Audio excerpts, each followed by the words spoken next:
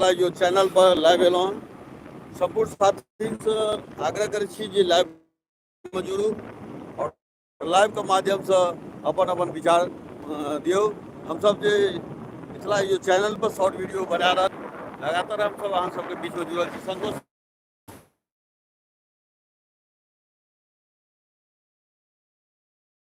जी, हम संतोष सरगम मिथिला इजोत YouTube channel पर अपन लाइव छी। अपने सब दर्शक भगवान से आग्रह है अपने सब बेसी से बेसी शेयर करियो ताकि चैनल जे छै कनी ग्रोथ करते आ एक से एक अखनी शॉर्ट वीडियो सब आबि रहल है और आगे जे छै से और नंबरो वीडियो सब एतै सीरियल सब जेना आबै छलै तेना हेतै। ताहि दुआरे अपने सब एकरा शेयर करियो आ बेसी से बेसी माया प्रेम अपने सब दियो चैनल। जी बहुत बहुत धन्यवाद। हम सब जे छै लगातार बीच शॉर्ट वीडियो टाइप में आबि रहल छै।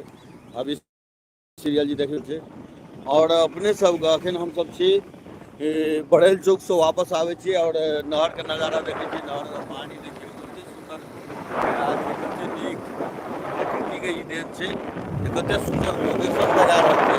देखियो कते सुंदर बड़ी केनाल में हम सब छी अखन। बड़ी केनाल में किसान के खेती के लिए पानी आबि रहल छै और सुंदर लग रहल छै। धीरे धीरे आइ जे छै मंगल छै। आइ मंगल जे छै सोम के पानी बंद रहै छलै आइ शुरुआत भेलैया। देख लियो कते सुंदर दृश्य और वन विभाग के द्वारा नहर पर चारों तरफ वृक्षारोपण भेल कते सुंदर लगे संतोष जी।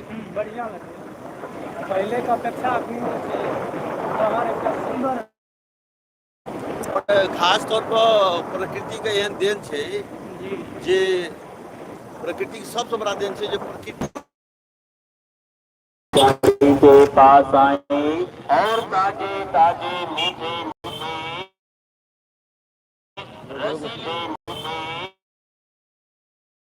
रसीले आम ले जाएं।